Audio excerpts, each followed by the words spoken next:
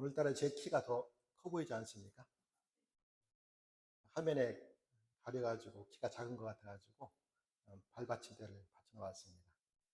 본래 키가 아닙니다. 오해하시면 안 됩니다.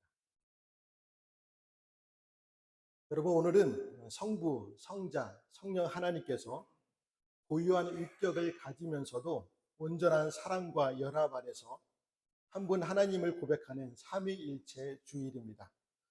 완벽한 조화와 일치를 이루시는 삼위일체 하나님의 모습은 다름 속에서 하나됨을 이루어야 할 우리 교회 공동체가 지향해야 할 아름다운 모델입니다. 오늘 본문은 야곱이 임종을 앞두고 아들들에게 남긴 마지막 축복의 예언입니다. 야곱은 아들들의 행동과 성향, 그리고 그들이 장차 받을 분량에 따라 각기 다르게 예언을 선포했습니다. 12 아들의 성향이 모두 달랐던 것처럼 하나님께서도 이 자리에 계신 여러분에게도 각기 다른 성향과 기질, 은사와 물질을 선물해 주셨습니다. 그렇다면 우리가 각자 받은 은혜로 서로를 섬기며 삼위일체 하나님을 닮은 아름다운 공동체를 이루기 위해서는 어떤 태도가 필요할까요? 오늘 단부터 베냐민까지 그들이 분량대로 받은 축복을 살펴보며 하나님께서 우리에게 주신 참된 의미를 함께 나누겠습니다. 첫째로 단 숨은 중보자입니다. 야곱은 이름 자체에 심판이라는 뜻이 있는 단을 향해 그가 공동체 안에서 정의로운 지도력을 행사할 것을 예고합니다. 그러면서 단을 길섭에 숨은 뱀이나 새길의 독사에 비유합니다. 이는 단지파가 비록 압도적인 군사력을 가지지 못하실지라도 결정적인 순간에 적의 급소를 찌르는 기습적인 용맹함과 지략을 가졌음을 뜻합니다. 여러분, 수만 톤급의 거대한 여객선의 방향을 결정하는 것은요, 배의 크기에 비하면 턱없이 작은 방향타입니다. 평소에는 바닷물 속에 잠겨 있어 보이지 않지만 폭풍우가 몰아치는 위기의 순간에 배를 구원하는 것은 바로 그 작은 방향타입니다. 실제로 단 지파 출신이었던 삼손을 생각해 보면 그는 두 눈이 뽑히고 노줄에 매여 블레셋 사람들의 조롱거리가 되었습니다. 겉보기에는 한없이 미약하고 완전히 패배한 것 같이 보였습니다. 그러나 삼손은 보이지 않는 곳에서 하나님께 부르짖었습니다. 주 여호와여, 구하옵나니 나를 생각하옵소서. 이번만 나를 강하게 하사. 이 짧고 간절한 숨은 기도가 블레셋의 다곤 신전을 무너뜨리는 치명적인 일격이 되었습니다. 우리 교회 안에도 이런 단지파와 같은 성도님들이 계십니다. 화려한 무대 위는 아닐지라도 아무도 보이지 않는 예배당 뒷자리나 늦은 밤 골방에서 눈물로 제단을 적시는 숨은 중보 기도자들입니다. 사탄이 기마병처럼 우리를 무너뜨리려 달려올 때 그들의 간절한 기도는 적의 발 뒤꿈치를 물어 거꾸러뜨리는 위대한 영적 무기가 될 수 있습니다. 둘째로 갓 위기를 역전시키는 회복력입니다. 갓 지파는 요단 동편에 정착한 탓에 이방 민족의 끊임없는 침략에 노출되었습니다. 고달픈 후퇴를 겪지만 야곱은 선포합니다. 도리어 그 뒤를 추격할 것이라. 그러니까 위기 속에서도 굴하지 않고 전세를 역전시키는 반격의 축복입니다. 여러분, 어릴 적에 용수철 놀이를 해보셨습니까? 용수철은 강하게 누르면 누를수록 그 압력에 비례하여 더 높이 뛰어오르죠. 이것을 물리학에서는 작용과 반작용의 법칙이라고 합니다. 이처럼 하나님은 각 지파에게 짓눌릴수록 더욱 강하게 뛰어오르는 용수철의 영성을 주셨습니다. 사무엘상 30장에 나오는 다윗을 보십시오. 아말렉 사람들의 기습으로 시글락성이 불타고 아내와 자녀들 모두 빼앗겼습니다. 백성들은 슬픔에 빠져 다윗을 돌로 치려했습니다. 완전히 짓눌려 끝날 것 같은 상황이었습니다. 그러나 성경은 다윗이 그 하나님의 여호와를 힘입고 용기를 얻었다라고 말씀합니다. 다윗은 주저하지 않고 맹렬히 추격하여 잃어버린 모든 것을 되찾는 대역전극을 썼습니다. 우리의 삶에도 질병, 재정, 관계의 아픔이라는 환란이 몰려올 때가 있습니다. 그러나 하나님이 우리에게 각 지파의 은혜를 주실 때 우리는 단순히 고난을 견디는 자로 남지 않습니다. 오히려 그 고난을 발판 삼아 담대히 반격하여 최후의 승리를 쟁취하는 강인한 십자가 군병들이 될 줄 믿습니다. 셋째로 아셀과 납달리 넉넉한 식탁과 기쁜 소식입니다.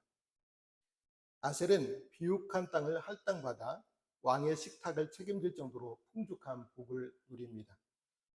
반면 납달리는 노인 암사슴처럼 산악지대를 누비며 거침없는 자유로움과 생명력을 뽐냅니다. 이를 우리 교회 공동체에 적용해 볼까요? 아셀 지파가 상처받고 지친 영혼들에게 기꺼이 자신의 소유를 내어주어 그들의 영적 허기를 채워주는 사막의 오아시스라면, 납달리는 영적 전투에서 승전보를 가장 먼저 전하는 기쁜 소식의 전령과 같습니다.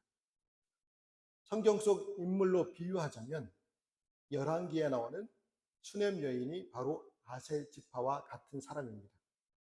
그녀는 사역에 지쳐 지나가는 하나님의 사람 엘리사를 위해 정성껏 빵을 구워 식탁을 차리고 편히 쉴 수 있는 작은 방을 내어 주었습니다. 이 따뜻한 나눔의 헌신은 훗날 죽은 아들을 다시 살려내는 놀라운 기적으로 이어졌습니다.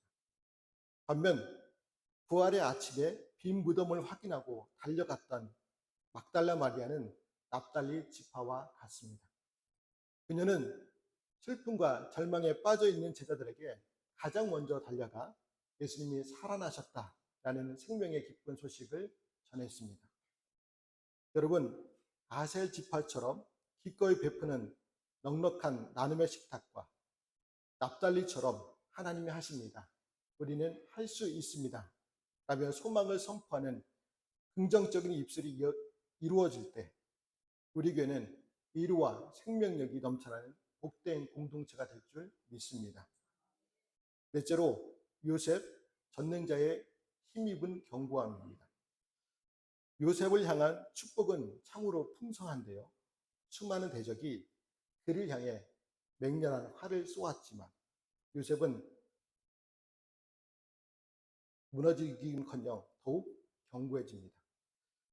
바로 그 비결은 하나님의 손을 힘입었기 때문입니다. 세상의 대적이 아무리 강해도 전능하신 하나님의 손길을 이길 존재는 없습니다.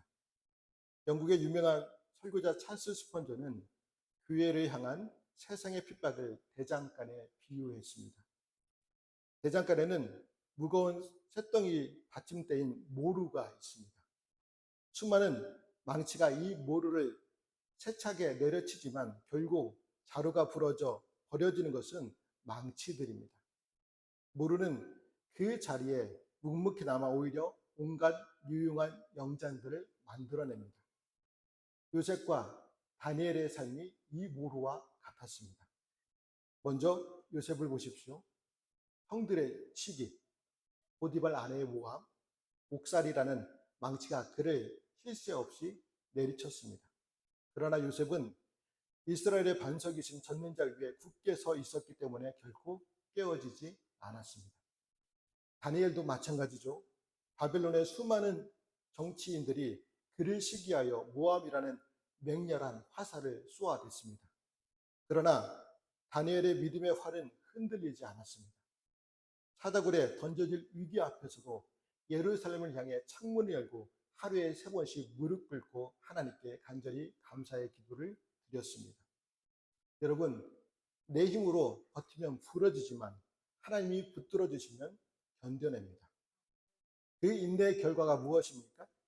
요셉은 원수들의 화살을 넉넉히 이겨내고 이방 땅과 자신을 판 형제들까지 살려내는 생명의 그늘이 되었습니다.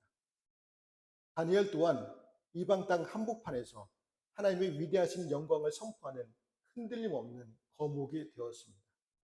요셉과 다니엘처럼 하나님을 힘입어 생명의 그늘과 거목이 되시기를 축복합니다. 다섯째로 베냐민, 거침없는 영적 전사입니다. 베냐민은 물어뜯는 이리로 비유됩니다. 우리 몸의 면역 체계에서 외부의 병균이 침투하면 즉시 맹렬한 전투원으로 돌변하는 몸을 지켜내는 백혈구와 같습니다. 베냐민 지파에게 주신 은사는 세상을 향한 난폭함이 아니라 진리를 수호하기 위한 거룩한 야성입니다. 실제로 베냐민 지파의 후손이었던 모르드게와 에스더를 보십시오. 악한 하만이 유다 민족을 진멸을 할 때 그들은 뒤로 숨지 않았습니다. 에스더는 죽으면 죽으리라 라는 결사적인 각오로 영적 전투에 나섰고 3일간의 금식 기도로 대적 하만을 무너뜨리고 민족을 구원했습니다.